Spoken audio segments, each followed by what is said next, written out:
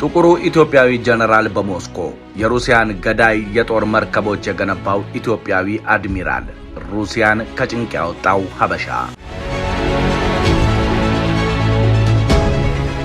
የዚህ ሰው ስም ሩሲያውያን ሕፃናት በታሪክ መጽሐፍታቸው ላይ ደጋግመው የሚሰሙት ስም ነው። ይህ ሰው እያንዳንዱ ሩሲያውያን በቀደመ የጦርነት ታሪካቸው ጎልተው እንዲወጡ ብሎም ራሳቸውን እንዲያተርፉ ያደረጋቸው ስለሆነ መቼም የሚረሱት ሰው አይደለም። ይህ ሰው ሀገረ ሩሲያ ከትናንት እስከ ዛሬ በየጊዜው የምትዘክረው ዛሬ ለደረሰችበት የጦር መሳሪያ ቴክኖሎጂ መሰረት የጣለላት የመጀመሪያውን የጦር መርከብ የገነባላት ድንቅ ሰው ነው። እሱም መነሻው ከኢትዮጵያ የሆነ አስቸጋሪውን የሩሲያ ማህበራዊ ፈተና አልፎ እስከ ታላቅ ሹመትና መሪነት የደረሰው ሀበሻ ታሪክ የማይዘነጋው አድሚራል፣ የሩሲያ የጦር መኮንኖች የሚያጠኑት ጀነራል፣ የሶቪየት መርከብ አካል ላይ የታተመው መሐንዲስ ሚካኤል ሚካኤሎቪች ኢጂፕቲዮስ ነው። ይህ ድንቅ አድሚራል በሩሲያ የባህር ኃይል ኢንጂነርነት ፈርቀዳጅ የነበረ ሰው ሲሆን በቀደመው የሶቪየት ህብረት የመርከብ ግንባታ ውስጥ ከፍተኛ ተጽዕኖ ካሳደሩ ሰዎች መካከል አንዱና ቀዳሚው ነው። ይህ ሰው በሀበሻነቱ እልፍ ማህበራዊ መሰናክሎችን በማለፍ ሌተናል ጀነራል ማዕረግ ድረስ የደረሰ ሲሆን አብዮታዊ የጦር መርከቦችን በመንደፍና ሩሲያ በቴክኖሎጂ ለውጥና በፖለቲካ መናወጥ ውስጥ በነበረችበት ወቅት መርከቦቿን በማዘመን ሂደት ወሳኝ ሚና የተጫወተ እንድታሸንፍም ያደረገ የክፉ ቀን ባለውለታዋ ነው። ሀገራዊ ዲፕሎማሲ እንደዚህ አይነት ቀላል በሚመስሉ ግን በሚያስተሳስሩ ገመዶች ይሳባልና የዛሬው የሰሞነኛ ድንቅ ጥንቅራችን ስለ ሀበሻው ሚካኤልና ድንቅ አሻራዎቹ ይሆናል። እስከ መጨረሻው አብራችሁን ቆዩ። ሜሪት ፕሮፐርቲስ በሪል ስቴት አዲስ ነገር ሊያሳየን መጥቻለሁ እያለን ነው። ቤትን ቦታ ይወስነዋል የሚለን ሜሪት በአዲስቷ ፒያሳ አይን በሆነ ስፍራ ባለ 17 ፎቅ ሁለገብ ዘመናዊ እጅግ የተዋበ ህንፃ በፍጥነት እያስገነባ ነው። አራዳ ፓርክን ከፊቱ ወዳጅነት ፓርክን ከበስተኋላ ያደረገው አፓርትመንታችን የቤትና ቤተሰብን ሙሉ ፍላጎት ጠንቅቆ ያሟላ ነው። የፈለጉትን የማያጡበት ገበያ ማዕከል፣ ደህንነቱ የተጠበቀ ፓርኪንግ፣ የስፖርት ማዘውተሪያ ከመዝናኛ ስፍራ ጋር በውስጡና በዙሪያው እንደ ልብ ነው። 4000 ካሬ ላይ በተንጣለለው ህንፃ ባለ 1 መኝታ ከ49 ካሬ ጀምሮ ባለ 2 መኝታ 95 ካሬ እንዲሁም ባለ 3 መኝታ 130 ካሬ ጀምሮ ያገኛሉ። ዘመናዊ አፓርትመንቶች በካሬ ከ90 ሺህ ብር ጀምሮ ለአጭር ጊዜ ለሽያጭ አቅርበናል። ፈጠን ይበሉ። ባለ 1 መኝታ ከ4 ሚሊዮን 400 ሺህ ብር ጀምሮ ከ440 ሺህ ብር ቅድመ ክፍያ ጋር ብቻ 70 በመቶ ክፍያ ለሚፈጽሙ ደንበኞች የ30 በመቶ አስደሳች ቅናሽ አድርገናል። ፈጥነው ይደውሉ 0913 68 20 47 አሊያም 0972 77 54 89 ሜሪት ፕሮፐርቲስ። ይህ ከሀበሻ ምድር የተነሳው ጥቁሩ ሚካኤል የተወለደው ጥር 20 ቀን 1861 ሲሆን እጅግ አስደናቂ የሆነ የታሪክ ባለቤት ነው። አባቱ ኢትዮጵያዊ ሲሆን ወደ ሩሲያ ተወስዶ በንጉሳዊ ቤተ መንግስት ውስጥ ያደገ ሰው ነበር። ይህ የአባቱ ሁኔታ ደግሞ የእውቁ አብርሃም ፔትሮቪች ጋኒባልን ታሪክ የሚመስል ነው። ታዲያ ዓለምን ያስደነቀው ነገር በዚያ የሩሲያ ጥብቅ ማህበራዊ መዋቅር ውስጥ ነጭ በሚከበርበት ቦታና ጊዜ እንደዚህ ያለ ሀበሻ ቅድመ አያቱ ከኢትዮጵያ የሚመዘዝ የኋላ ታሪክ ያለው ጥቁር ሰው ከፍተኛ ወታደራዊ ኃላፊነት ደረጃ ላይ መድረሱ በጊዜውም ሆነ አሁን ልዩ ስኬት ተደርጎ በታሪክ ይወሳል።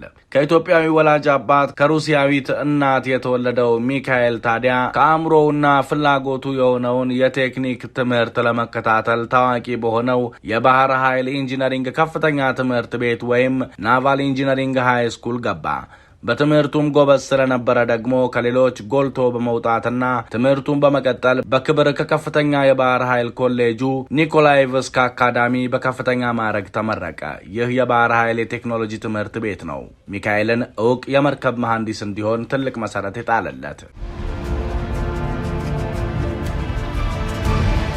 በጦርነት የተገነባው የሚካኤል የሥራ ሕይወት። ሚካኤል ኢጂፕቲዮስ አገልግሎት በጀመረበት ወቅት የዓለም የባህር ኃይሎች ከመቅዘፊያና ከእንፋሎት ወደ ዘመናዊ የብረት የጦር መርከቦች በሚደረግ ከፍተኛ ለውጥ ውስጥ እያለፉ ነበር። ሩሲያም ኃይሏን ለማሳየት ስትጥርና በክሬሚያ ጦርነት ወቅት በተጋለጠ የቴክኖሎጂ ክፍተቷ ሳቢያ ስትናወጥ የባህር ኃይሏን ለማዘመን ከፍተኛ መዋለ ንዋይ እያፈሰሰች ነበር። ይህ ሁኔታ እንደ ሚካኤል ላለ ብልሃተኛ ኢንጂነር ለመስራትና ለመቀላቀል ምቹ መድረክን ፈጠረ።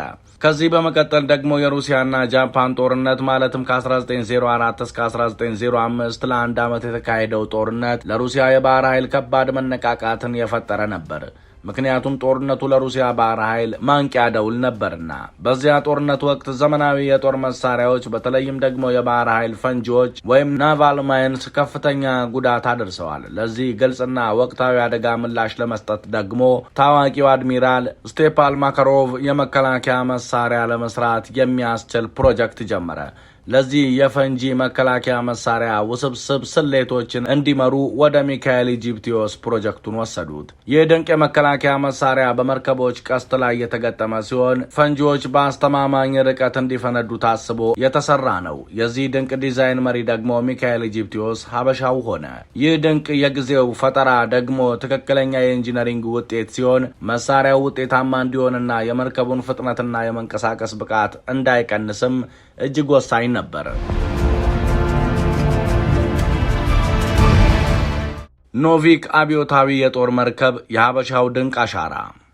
የሚካኤል ኢጂፕቲዮስ እጅግ የተከበረው ስኬት የሚባለው ከተርባይን ክሩዘር ኖቪክ ጋር በማይነጣጠል ሁኔታ የተያያዘው ታላቅ አሻራው ነው። ግንባታውን የሚቆጣጠረውና የቴክኒክ ኮሚሽን ኃላፊ የነበረው እሱ ራሱ ሚካኤል ኢጂፕቲዮስ ነበር። ለዚህ አብዮታዊ የኃይል ምንጭ ሚካኤል ኃይል ነበር። በ1911 የተጀመረው ኖቪክ የቴክኖሎጂ ድንቅ እድገት ማሳያም መነሻ ተደርጎ ይቆጠራል። ታዲያ ይህ ኖቪክ የተሰኘ የሚካኤል አሻራ ያረፈበት ድንቅ መርከብ ያልተለመደ ፍጥነት የነበረው ማለትም በሩሲያ መርከቦች ውስጥ ለመጀመሪያ ጊዜ በእንፋሎት ተርባይኖች የተገጠመለት ሲሆን በወቅቱ በዓለም ላይ እጅግ ፈጣን የጦር መርከብ ያደረገው ማለትም ከ37 ኖቶች በላይ የሆነ የዓለም ክብረ ወሰን ፍጥነትን እንዲያገኝ ያስቻለው ብቃት አላብሰው ነበር የገነቡት። ከዚህ በተጨማሪ መርከቡ አዲስ የመርከብ ክፍል የነበረ ሲሆን ከፍተኛ ፍጥነት፣ ኃይለኛ የጦር መሳሪያና ረጅም ርቀት የማያቋርጥ ችሎታ ያለው የአጥፊ መሪ ወይም ዲስትሮየር ሊደር የተባለ አዲስ የጦር መርከብ ክፍል እንዲፈጠር አድርጓል። በአንደኛው ዓለም ጦርነት ወቅት የሩሲያን ቀላል የባህር ኃይል መሰረት የሆኑ ተከታታይ አጥፊ መርከቦች ወይም ዲስትሮየሮች ምሳሌ ሆኖም አገልግሏል። የኖቪክ ድንቅ ስኬት የሚካኤል ኢጂፕቲዮስን ወደፊት የሚያስብ ራዕይና የንድፉንና ግንባታውን ሂደት በዝርዝር እንዲቆጣጠር ያደረገ ብሎም ለብቃቱ ትልቅ ምስክርነትም የሰጠ ነበር። የሚካኤል የከፍታ ጉዞ ወደ መሪነት። ካለፉት የእሱ ድንቅ ስራዎች በኋላ የተረጋገጠ እውቀቱ ደግሞ ለተከታታይ ክብርና ሹመት መርቶታል። በ1909 ሚካኤል ኢጂፕቲዮስ የግዛቱ ዋና የመርከብ ኢንጂነር ተብሎ የተሰየመ ሲሆን ይህም የባህር ኃይልንና አጠቃላይ የመርከብ ግንባታ መርሃ ግብር ኃላፊ እንዲሆን አድርጎታል። በ1911 ወደ ባህር ኃይል ኢንጂነር ሜጀር ጀነራልነትም ከፍ ብሏል። የደረጃ መሰላል መውጣቱን ብሎም ወደ ላይ ከፍ ማለቱን ቀጥሎም ሀበሻው ኢንጂነር በመጨረሻም ሌተናል ጀነራል የሚለውን ማዕረግ አግኝቷል። ይህ ደግሞ በመላው የሩሲያ ወታደራዊ ተቋም ውስጥ ከፍተኛ ደረጃ ላይ ከሚገኙና እጅግ በጣም ከሚከበሩ ቴክኒካዊ መኮንኖች መካከል አንዱ እንዲሆንም አድርጎታል። ይህ ለማንም ሰው በተለይም እንደሱ ላለ የኋላ ታሪክ ላለው ሰው ታላቅ ስኬት ነበር። ምክንያቱም የዘር ግንዱ ሀበሻ፣ የፊት ገጽታው ደግሞ ጥቁር ነበርና።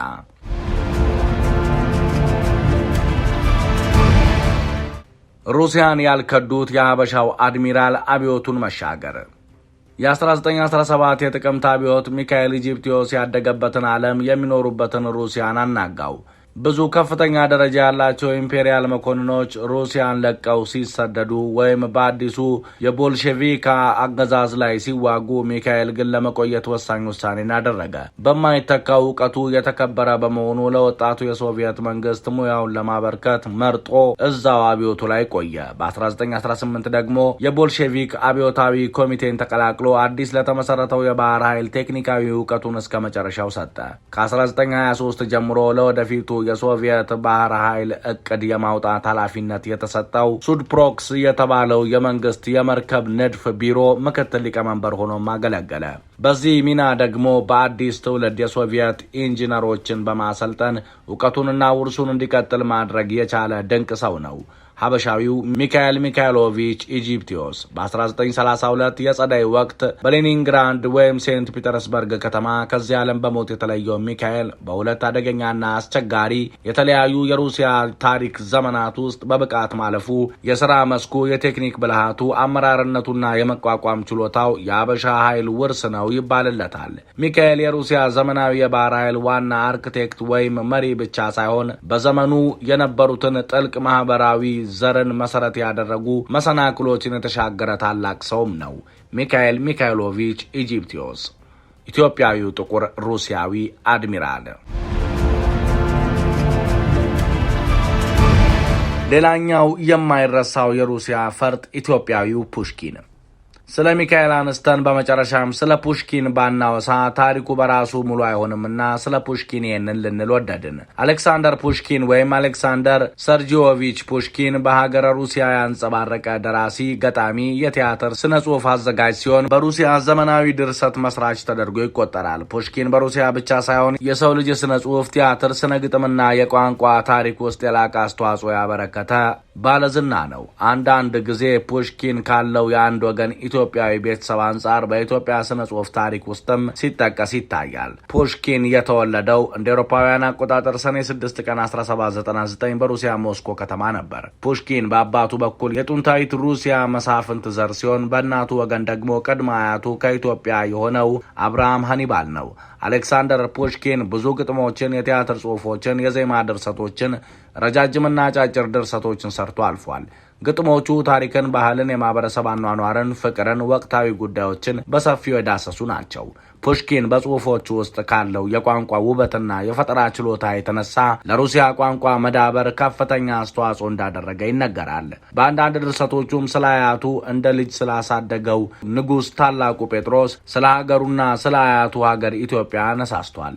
ሩሲያውያን ስለ ፑሽኪን በከፍተኛ ኩራት ይጽፋሉ፣ ያዜማሉ፣ ይስላሉ። በርካታ መርሃ ግብሮችን በስሙ ያዘጋጃሉ። በታላላቅ ተቋሞቻቸው ባሉ ሙዚየሞችና የሥነ ጥበብ ማዕከላት ባለፉት 30 ዓመታት ብቻ ከ200 በላይ አውደ ርዕዮችን አዘጋጅተዋል። በጠቅላላ ግን ሚካኤልና ፑሽኪን ለኢትዮጵያና ለሩሲያ ግንኙነት በስምና በግብር የተሳሰረ ትልቅ ቤተሰባዊ ድልድይ የሆኑ መሠረቶች ናቸው ቢባል ማጋነን አይሆንም። የተወደዳችሁ የሰሞነኛ ቤተሰቦች አብራችሁን ስለቆያችሁ ምስጋናችን ከልብ ነው። ሰብስክራይብ በማድረግ ቤተሰብ ሁኑን። ሰናይ ጊዜ። ሰላም በምድራችን ላይ ይስፈን። ሰላም። ሜሪት ፕሮፐርቲስ በሪል ስቴት አዲስ ነገር ሊያሳየን መጥቻለሁ እያለን ነው። ቤትን ቦታ ይወስነዋል የሚለን ሜሪት በአዲሲቷ ፒያሳ አይን በሆነ ስፍራ ባለ 17 ፎቅ ሁለገብ ዘመናዊ እጅግ የተዋበ ህንፃ በፍጥነት እያስገነባ ነው። አራዳ ፓርክን ከፊቱ ወዳጅነት ፓርክን ከበስተኋላ ያደረገው አፓርትመንታችን የቤትና ቤተሰብን ሙሉ ፍላጎት ጠንቅቆ ያሟላ ነው። የፈለጉትን የማያጡበት ገበያ ማዕከል፣ ደህንነቱ የተጠበቀ ፓርኪንግ፣ የስፖርት ማዘውተሪያ ከመዝናኛ ስፍራ ጋር በውስጡና በዙሪያው እንደ ልብ ነው። 4000 ካሬ ላይ በተንጣለለው ህንፃ ባለ 1 መኝታ ከ49 ካሬ ጀምሮ፣ ባለ 2 መኝታ 95 ካሬ እንዲሁም ባለ 3 መኝታ 130 ካሬ ጀምሮ ያገኛሉ። ዘመናዊ አፓርትመንቶች በካሬ ከ90 ሺህ ብር ጀምሮ ለአጭር ጊዜ ለሽያጭ አቅርበናል። ፈጠን ይበሉ። ባለ 1 መኝታ ከ4 ሚሊዮን 400 ሺህ ብር ጀምሮ ከ440 ሺህ ብር ቅድመ ክፍያ ጋር ብቻ 70 በመቶ ክፍያ ለሚፈጽሙ ደንበኞች የ30 በመቶ አስደሳች ቅናሽ አድርገናል። ፈጥነው ይደውሉ 0913 68 20 47 አሊያም 0972 77 54 89 ሜሪት ፕሮፐርቲስ